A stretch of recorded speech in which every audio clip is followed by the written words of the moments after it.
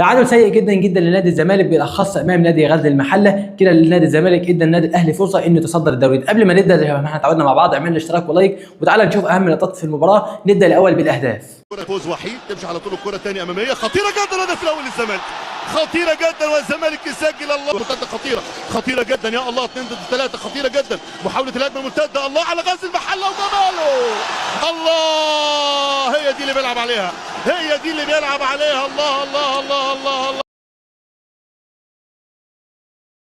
كده الزمالك يصبح في المركز الثاني بعد التعادل مع غزل المحله، ياتي في المركز الثاني ب 18 نقطه. تبقى الفرصه الان للنادي الاهلي. النادي الاهلي لو فاز في مباراه غزل المحله سيتصدر الدوري المصري متعادلا مع الزمالك في النقاط لكن فارقها في الاهداف. كانت مباراه صعبه جدا جدا على نادي الزمالك. كابتن علاء عبد العال طريقته طريقه دفاعيه، وكانت مباراه قويه جدا على نادي الزمالك. كده الزمالك يصبح في المركز الثاني زي ما انا قلت، والاهلي لو فاز صدر الدوري المصري. فالفرصه الان للنادي الاهلي، لو النادي الاهلي استغل هذه الفرصه سيتصدر الدوري المصري. وده كان ترتيب نادي الزمالك. طبعا انتهت المباراه بالتعادل الايجابي 1-1 بين الزمالك وغزل المحله. طبعا غزل المحله ادائهم سيء جدا جدا. غزل المحله الفرق عادة بتكره تلعب امامهم بسبب علاء عبد العال. علاء عبد العال طريقته كلها طريقه دفاعيه، فدي مش طريقه يتلعب فيها في الدوري. دي مش طريقه يكون انت راجل عايز تاخد مركز في الدوري المصري. علاء عبد العال طريقته سيئه جدا جدا. يعني علاء عبد العال تعادل مع النادي الاهلي وتعادل مع النادي الزمالك وتعادل مع جميع الفرق. علاء عبد العال يا جماعه ما دخلش فيها اهداف الا 3 اهداف في الدوري. انت متخيل معايا يدخل فيه 3 اهداف بس وما سجلش برضه اهداف كتير في الدوري. فعلاء عبد العال طريقته سيئه جدا جدا، طريقه التعادل. فالطريقه ديت مش تمشي مع اللعيبه. دي مش طريقه تنفع في الدوري. دي مش طريقه تنفع ليك كمدرب كبير شبه الكابتن علاء عبد العال. انت مدرب كبير ما ينفعش تلعب بالطريقه الدفاعيه دي. فطريقه سيئه جدا جدا. انت لا بتستقبل اهداف ولا بتسجل اهداف. فكده نادي الزمالك بيدي فرصه كبيره للنادي الاهلي انه يتصدر الدوري بعد التعادل النهارده.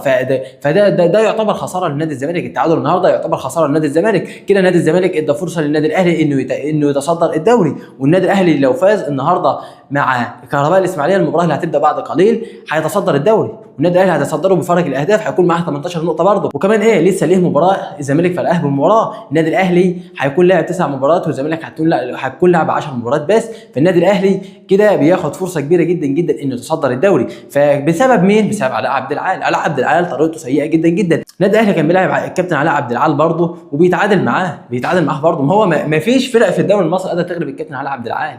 ده مش اداء مدرب، ده اداء سيء جدا جدا يتلعب فيه في الدوري. فالكابتن علاء عبد العال طريقته سيئه جدا. يعني الفرق المصريه عاد بتكره تلعب معاه.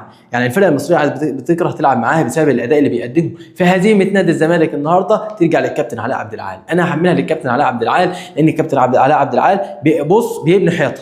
يعني انت متخيل معايا الواحد يعني هو بنى حيطه كده، بنى حيطه امام امام الجون عشان ما حدش يسجل فيه اهداف. بنى حيطه كده ما هتسجل هدف منين؟ يعني نادي الزمالك لولا فضل ربنا سبحانه وتعالى اولا ثم الركنيه اللي جت نادي الزمالك ما كانش يسجل اهداف. لا هيسجل فين؟ انت راجل بنى حيطه هتسجل فيها ازاي؟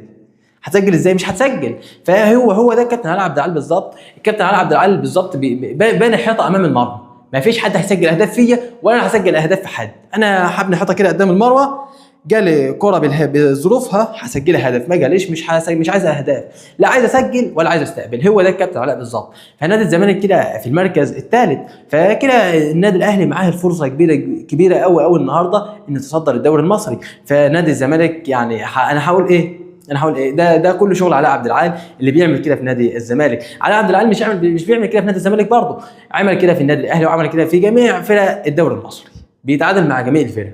طب هل نادي الزمالك لسه ليه فرصه انه يتصدر الدوري؟ طبعا لسه ليه فرصه، لكن النادي الاهلي كده هيطلع صداره الدوري لو فاز النهارده. غير كده النادي الاهلي ليه مباراه لسه عن نادي الزمالك لسه هيلعبها برضه. يعني النادي الاهلي هيكسب النهارده. النادي الاهلي خليه هيكسب النهارده مثلا. النادي الاهلي لو كسب النهارده خلي النادي الاهلي هيكسب النهارده.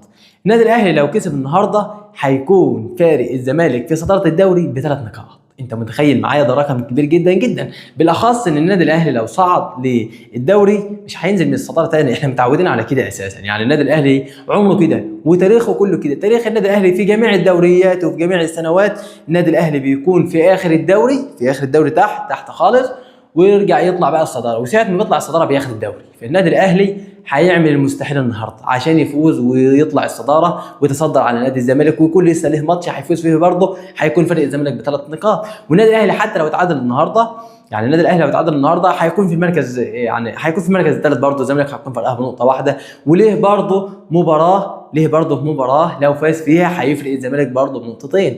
فالنادي الاهلي كده كده هيطلع الصداره، يعني لابد ان النادي الاهلي يطلع الصداره. وحتى لو النادي الاهلي اتهزم، برضه يعني هيفضل ايه، هو بينه وبين الزمالك قد ايه دلوقتي؟ بينه وبين الزمالك نقطتين.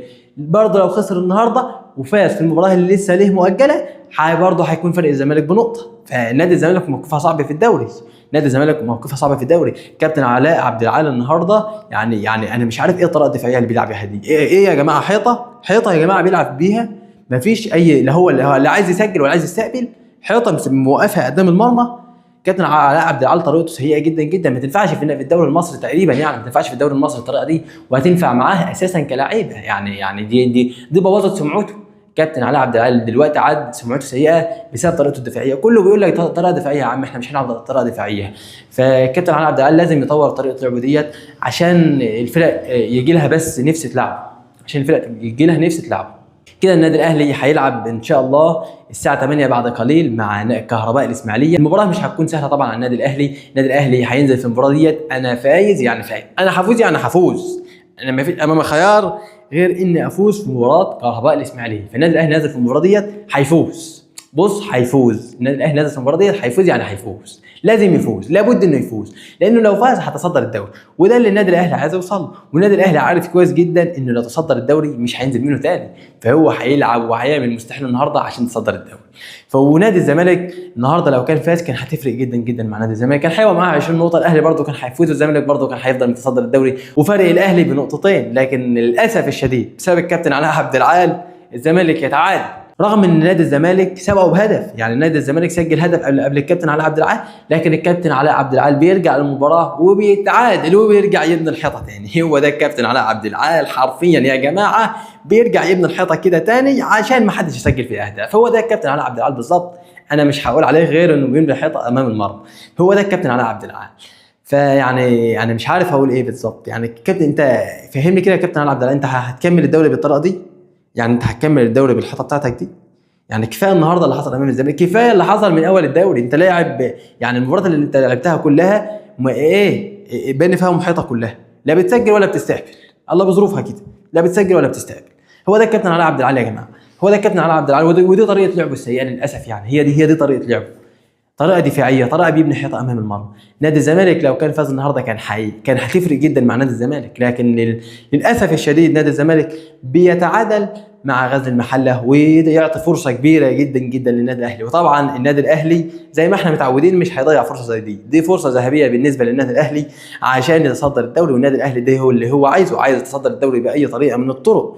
يعني انا هحاول ايه تاني؟ في النهايه هنقول ترتيب الدوري كده: نادي المصري في المركز الاول ب 18 نقطه، ونادي الزمالك في المركز الثاني ب 18 نقطه برضه، ونادي الاهلي في المركز الثالث ب 15 نقطه. الاهلي هيفوز، لو فاز النهارده هيطير على طول على المركز الاول، هيكون معاه 18 نقطه، لكن هيتصدر الدوري فارقا بالاهداف، ليه اهداف اكثر من نادي الزمالك ونادي المصري البورسعيدي. هارد لك لنادي الزمالك النهارده، ان شاء الله نادي الزمالك هيعوض فيما بعد.